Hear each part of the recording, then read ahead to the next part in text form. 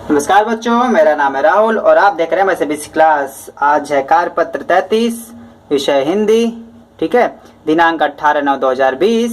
ठीक है, और व्याकरण लिखा, लेकिन ये व्याकरण से आपका जैसे इंग्लिश में ग्रामर होती है, हिंदी में व्याकरण होती है। तो आज हम पढ़ेंगे अलंकार के बारे में। ठीक, तो चलिए स्टार्ट करते हैं। पिछली बार हमने क्या पढ़ा था, याद है किसी को?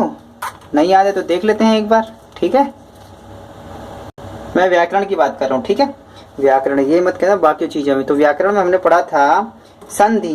संधि हमने सारी खत्म कर दी थी, याद है ना? संधि के बारे में वर्कशीट 30। ठीक है, तो आज हम इसके आगे बढ़ेंगे। आज हम पढ़ेंगे अलंकार। तो अलंकार होते क्या है पढ़ते हैं और यहाँ देखते हैं। ब्लर हो रहा है क्या? ये यार ब्लर वाली समस्या रह जाएगी, रुकते हैं मेरे साथ। कोई नहीं, सही हो गया। मनुष्य एक सुंदर प्राणी है, अर्थात अधिकांश मनुष्य को सुंदरता आकर्षित करती है। मतलब ब्यूटीफुल दिखोगे तो एकदम प्यारी प्यारे लगोगे। इसकी उसकी इसी आवृत्ति से अलंकार को जन्म दिया है। अपनी उम्र, क्षमता, ज्ञान, आयु और लिंग के अनुसार सभी किसी न किसी विचार, व्यक्ति, वस्तु, रचना की सुंदरता के कारण प्रभावित होते हैं। कोई न कोई किसी न किसी वजह से एक दूसरे से अटैच हो जाता है, अटैचमेंट बढ़ जाता है जो कि उन्हें अच्छी लगती है। किसी भी व्यक्ति वस्तु की सुंदरता को कारकों से ही होती है। एक बाहर रूपी सजावट तथा दूसरी आंतरिक, जो किसी गुण पर आधारित होती है। इसी तरह कोई रचना भी अपनी बाहरी रूप से कारण सुंदरता होती है। जैसे कोई भी कहानी होती है, कोई उसमें कुछ चीजें ऐड कर देते हैं तो वो और अच्छी लगने लग जाती है। जो अपने अर्थ या गुण के कारण कवि का कलाकार सामान्य रूप से अपेक्षा थोड़ा अधिक बुद्धिमान और कुशल होता है। वह ऐसी रचनाएं करना चाहता है जो सौंदर्य से कारण लोगों को आकर्षित लगे और लोग उसे पढ़ें। किसी रचना को सुंदर बनाने और सजावट करने के तरीका या साधन की ही वास्तव अलंकार कहलाता है। जैसे व्यक्ति सजने के लिए आभूषणों का इस्तेमाल करता है, वैसे ही किसी काव्य से कविता को सजाने के लिए अलंकारों का इस्तेमाल किया जाता है। अलम शोभा प्लस कार मतलब करने वाला से शब्द मिलकर बना है। अलंकार शब्द मिलकर बना है। अलंकार का अर्थ ही होता है आभूषण, गहना, जेवर। जिस प्रकार कोई स्त्री, ठीक है, कितनी भी सुंदर हो लेकिन गहना उसके शरीर पर सुंदरता और बढ़ा देता है, उसी प्रकार अलंकार ऐसा साधन है या तरीका है जो कविता की बनावट, शब्द, भाव और अर्थ की सुंदरता को बढ़ा देता है। जिस प्रकार सोने, चांदी आदि के आभूषण में शरीर की शोभा बढ़ती है, उसी प्रकार अलंकारों से काव्य की शोभा बढ़ती है। ठीक है, ये लास्ट वाला पॉइंट पढ़ेंगे तो इससे भी आप क्लियर समझ में आ जाएगा। कविता रचना के लिए अलंकार को भामह, केशव आदि विद्वानों के महत्वपूर्ण माना है। उनके अनुसार अलंकार कवि को सामान्य व्यक्ति से अलग करता है। जो रचनाकार होगा वह जाने वाला अनजाने में अलंकार का प्रयोग करेगा ही। इनका प्रयोग केवल कविता तक सीमित नहीं है, वरन इसको गद्यांश में भी देखा जाता है। अलंकार, ठीक है, अलंकार कितने 3 भेद होते हैं अलंकार। ठीक है, अर्थालंकार, शब्दालंकार, अर्थालंकार, उपमा अलंकार। जो ये हम वर्कशीट पढ़ेंगे उसमें हम शब्दालंकार की बात करेंगे। ठीक है, क्योंकि शब्द अलंकार, इसमें शब्दों प्रयोग के कारण कोई चमत्कार, सौंदर्य उत्पन्न होता है। अभी इससे पढ़ेंगे तो और समझ में आ जाएगा। आप यह 2 शब्द से मिलकर बना होता है, शब्द प्लस अलंकार। कविता, इसमें कविता की सुंदरता शब्द पर आधारित होती है, अर्थात शब्द के बदल देने पर अलंकार, सौंदर्य, चमत्कार नष्ट हो जाता है। जैसे किसी व्यक्ति पंक्ति के पानी शब्द हैं तो उसके स्थान पर जल रख देने पर इसकी सुंदरता नष्ट हो जाए तो यह शब्द शब्दालंकार की पहचान है। मतलब अगर सेम अर्थ होगा उसे शब्द चेंज कर देने पर, ठीक है, शब्द के रूप में ध्वनि जो सुनाई पड़ता है और अर्थ में समझ में आता है, ध्वनि के आधार पर शब्द अलंकार होता है। इस अलंकार के वर्ण या शब्दों की लयमयता, संगीतमकता होती है, अर्थ का चमत्कार नहीं। ठीक है, अलंकार शब्द अर्थात वर्ण, शब्द और वाक्य होते हैं। ठीक है, आपके जो शब्द अलंकार होते हैं वो मुख्यतः 3 भागों में बांटे गए हैं आपके। अनुप्रास अलंकार, यमक अलंकार, श्लेष अलंकार। तो पहले अनुप्रास अलंकार के बारे में पढ़ लेते हैं। ठीक है, तो आपका अनुप्रास अलंकार है, एक ही में आ जाएगा सारा। अनुप्रास शब्द अनु तथा प्रास शब्द के योग से बना हुआ। अनु का अर्थ होता है बाद में तथा प्रास का अर्थ होता है निकट रखना, अर्थात किसी वर्ण को बार बार एक के बाद एक रखा जाना। स्वर की समानता के बिना भी वर्ण की बार बार आवृत्ति होती है, वहाँ अनुप्रास अलंकार होता है। इसमें एक ही वर्ण बार बार प्रयोग किया जाता है। जैसे मुदित महिपति मंदिर आए, सेवक सचिव सुमुद्र बुलाए।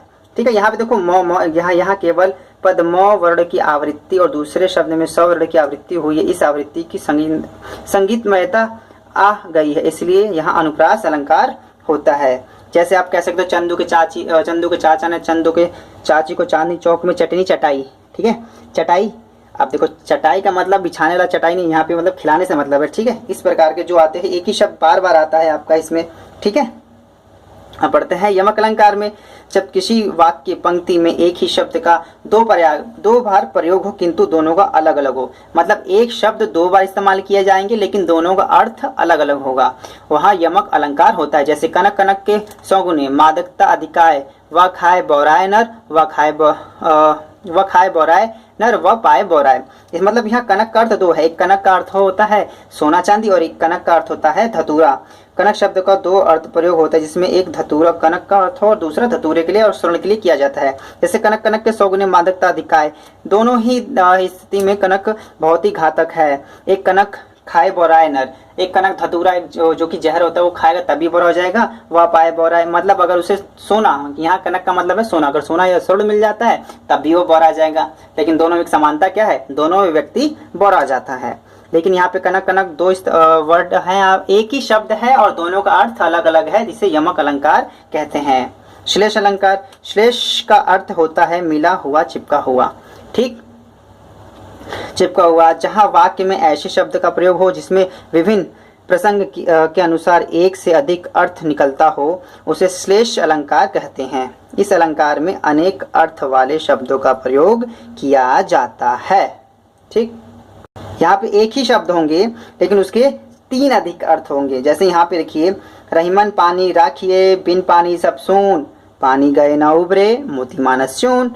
यहाँ पानी अनेकार्थ शब्द है जिसके तीन अर्थ होते हैं, कांति, सम्मान और जल। समझ में? यहाँ पानी के तीन अर्थ हैं, जिसका प्रयोग मोती की चमक, व्यक्ति के सम्मान और आटा के पानी के से किया गया है। तो यहाँ पे श्लेष में जब उसके तीन अर्थ हो जाते हैं ना, उसमें श्लेष अलंकार कहते हैं। ठीक है, हिंदी है, ज्यादा उतना मुश्किल भी नहीं है ये आपका। ठीक है, तो इसमें आपका आ गया है प्रश्न, निम्नलिखित पंक्तियों में कौन सा अलंकार है और क्यों?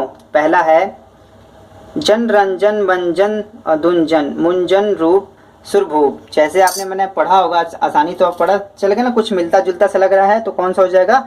अनुप्रास अलंकार। ठीक है, तो पहला क्या है यहाँ से लिखेंगे। आपको इसकी पीडीएफ चाहिए तो पीडीएफ में आपकी अपलोड कर दूंगा MyCBSE क्लास के टेलीग्राम पर। ठीक है, और वहां से आप आसानी से लिख सकते हैं, वीडियो को बार बार देखने की और लिखने की जरूरत नहीं पड़ेगी। अनुप्रास अलंकार है पहला वाला, यहाँ स्वरूप और क्रम में से अनेक व्यंजनों की बार बार आवृत्ति हुई है, एक जैसे लग रहा है। जन रंजन मंजन दुंजन मुंजन रूप सुभूप। ठीक है, और दूसरा है माया महागठनी हम जानी, तिरगुन फांस लिए कर डोले बोले मधुरी बानी। तो यहाँ पे आपका श्लेष अलंकार होगा, क्योंकि यहाँ पे आपका जो तिरगुन है ना, इसके दो अर्थ निकल के, एक ही शब्द एक ही बार आया और इसके तीन अर्थ निकल के आया, सॉरी दो अर्थ निकल के, एक ही बार आया है और एक ही जगह है, इसके तीन अर्थ, दो अर्थ निकले। जैसे श्लेष अलंकार या तिरगुन शब्द में मतलब ये होता है, आपको ये भी बताना है और ये क्यों है ये रीजन भी बताना है। यहाँ तिरगुन शब्द में शब्द श्लेष की योजना हुई है। इसके दो अर्थ हैं, तीन गुण मतलब रजोगुण, तमोगुण और सतोगुण, ऐसे लिखा जाता है। तीन गुण मतलब तीन धागे वाली रस्सी जो तीन बार घुमाई जाती है, इस रस्सी को भी बोलते हैं हम। तो यहाँ पे दोनों फिट बैठते हैं यहाँ पे, तो यहाँ इस वजह से ये कौन सा होता है? श्लेष अलंकार। अगला है माया मोरी मैं नहीं माखन खायो, मेरे दोस्त ने मक्खन खायो। ठीक है, तो तीसरे नंबर पे क्या है आपका? इसका अनुप्रास अलंकार, क्योंकि म वर्ण की बार बार आवृत्ति हुई है, म। ठीक है, म तीन बार आ गया, मैया मोरी मैं नहीं माखन खायो। अनुप्रास अलंकार इंपॉर्टेंट और ये बार बार आता है और सिंपल भी है। काली घटा का घमंड घटा। अब देखो ये आपने कई बार आपने पढ़ा भी होगा, काली घटा, यहाँ आपका घटा घटा दो बार आया है शब्द, ये आपका कौन सा हो जाएगा? यमक अलंकार। तो यमक अलंकार कैसे लिखेंगे? यमक अलंकार, घटा शब्द के दो अर्थ है, एक बादल के लिए और घटाने के लिए। घटा, काली घटा, देखो काली घटा आ रही है जिससे बारिश होगी, और दो में से तीन घटा। ठीक है, तो ये होता है। तो तीन बेर खाती थी वह तीन बेर खाती है। ठीक है, तीन बेर खाती तो तीन बेर खाती। यहाँ पे जो तीन बेर है ना, इसका अर्थ ठीक है, 2 बार आया है, मतलब ये यमक अलंकार होगा, 2 बार आया है और दोनों अलग अलग है, 3 बेर, ठीक है। 3 बेर के 2 अर्थ हैं, 3 बार, ठीक है। जैसे आपने बोला भोजपुरी वाले में अगर आपने कभी सुना 3 बेर आएगा, 3 बेर जाएंगे, ठीक है, तो वहाँ पे 3 बेर मतलब 3 बार, 3 टाइम्स, इंग्लिश में 3 टाइम्स। और 3 बेर जो बेर फल के लिए 3 बेर, बेर आप खाते हैं जो खाते नहीं जिसके अंदर थोड़े बीज भी निकलते हैं, 3 बेर, ठीक है, तो समझ गए होंगे। यमक अलंकार है और क्यों है वो इस वजह से है। छठा है रघुपति राघव राजा राम पति तपावन सीताराम, आगे लिख देते हैं, कोई बात नहीं, इतना लिखा। रघुपति राघव राजा राम, देखो र, ठीक है, र र र 3 बार आया, समझ गए ना कौन सा हो जाएगा, ये अनुप्रास अलंकार, आराम से लिख देंगे। ये आपका कौन सा है, 6 नंबर पे अनुप्रास अलंकार, र वर्ड की बार बार आवृत्ति हुई है, ठीक है। माय सभी क्लास के आज की वीडियो में इतना ही है। अगर इसको आपको पीडीएफ फॉर्म में, अगर ये आपको वर्कशीट पीडीएफ फॉर्म में चाहिए, इसके आंसर अगर आपको पीडीएफ फॉर्म में चाहिए तो माय सभी क्लास के टेलीग्राम को आप ज्वाइन कर सकते हैं, वहां पे आसानी से उपलब्ध हो जाएगा। वीडियो को बार बार रोक के लिखने की जरूरत नहीं पड़ेगी, काफी आपको सरलता हो जाएगी। तो माय सभी क्लास के इस वीडियो देखने के लिए धन्यवाद। जय हिंद, जय भारत।